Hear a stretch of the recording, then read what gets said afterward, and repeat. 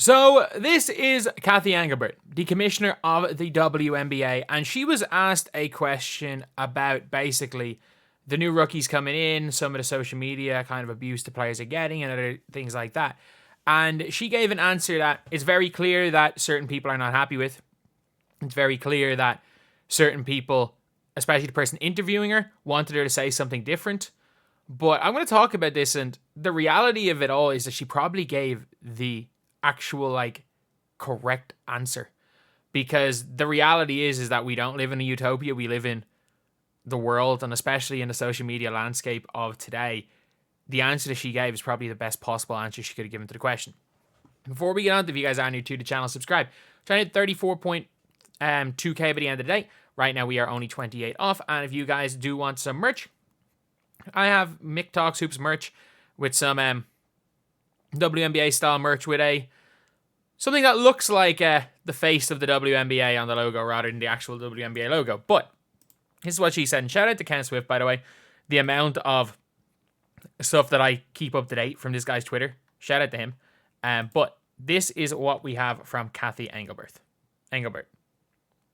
That question, which raises some sensitivities of rivalries between players. In the case of Angel Reese, who's just had to shut it down because of a wrist injury, Caitlin Clark, who's continuing to play. Rivalry that goes back to their college days, presumably. Okay. Let's just get through this quicker. But now it seems on some social media channels to have taken a darker turn, a more menacing turn, where ironically enough, it's actually kind of gotten better. It's gotten better. It's a lot worse. Nothing will ever be as bad as some of the stuff that they had to deal with after that championship game. Both sides. Race has been introduced into the conversation, where sexuality is sometimes introduced into the conversation. How do you... I'm putting this out there. It's only been introduced into the conversation on Twitter.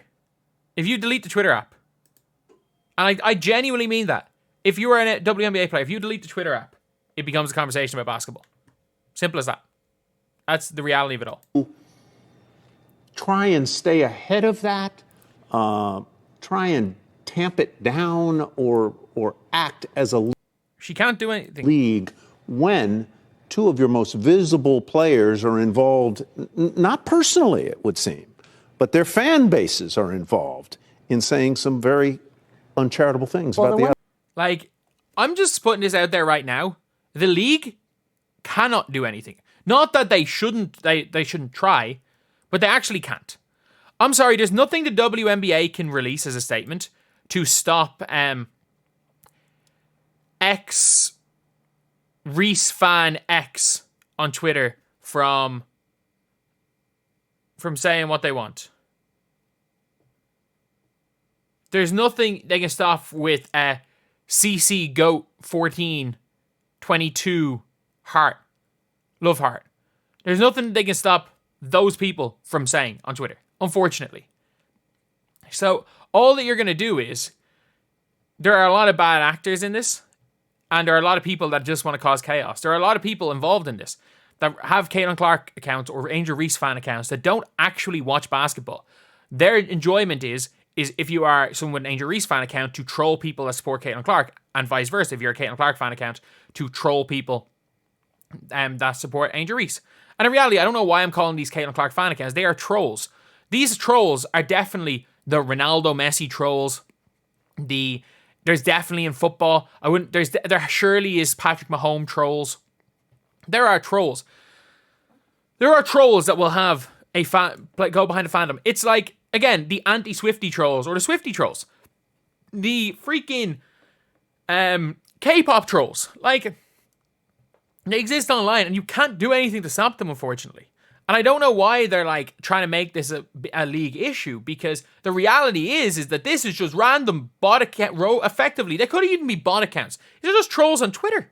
These aren't even real people. And I get it. There are some real people.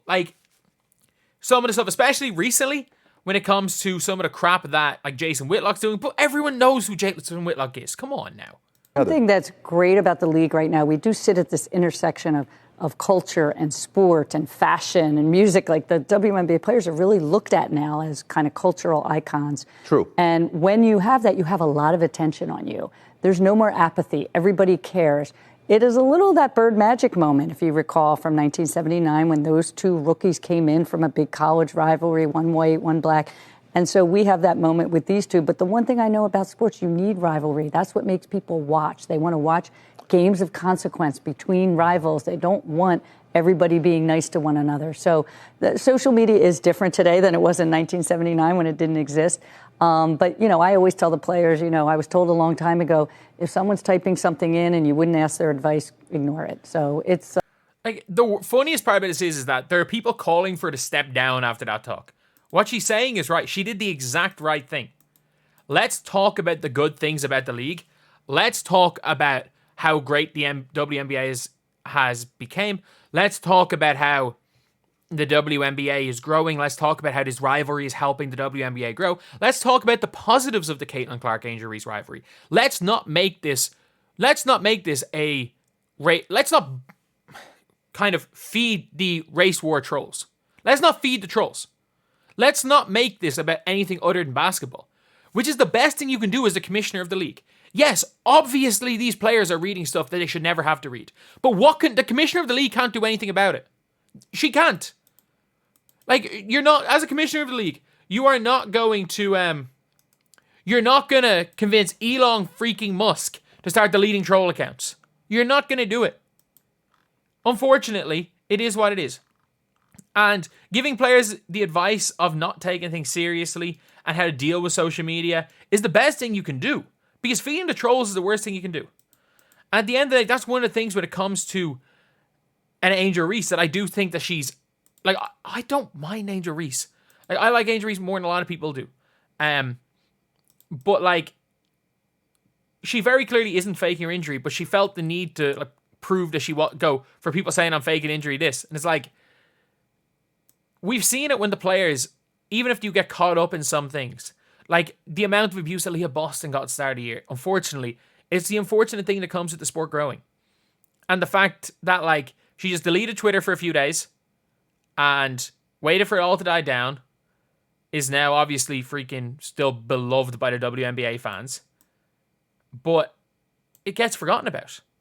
And that's the worst thing you can do. The worst thing you can do is interact with trolls and feed the trolls. And again, this is coming from somebody who was part of the most toxic gaming community and has had some of the worst things you can ever have said about you said to me. It was abusive DMs, the amount of xenophobic abuse I've gotten over the years. And I know firsthand that when you feed the trolls and when you react to the stuff, it gets worse.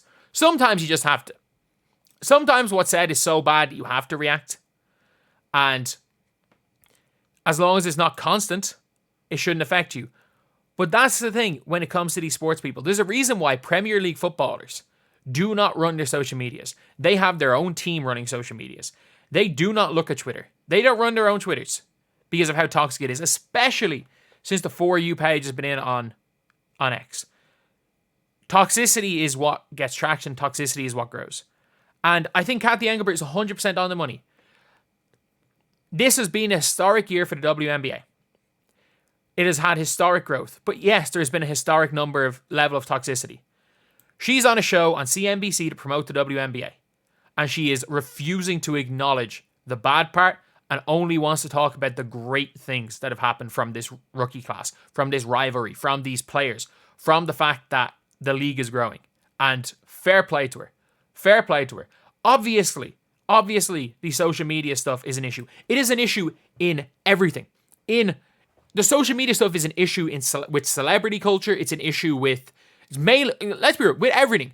Whether it be like influencers, with sports people, with everything. The social media is a huge issue in just celebrity culture in general nowadays. Because you know all the crap that people always said about all celebrities. I'm 27, I still remember people just talk crap behind celebrities' backs. They now tweet about it. And it now starts getting traction. And now it becomes public. So, look, it is what it is. Kathy Engelbert, I think, gave a perfectly good answer right there.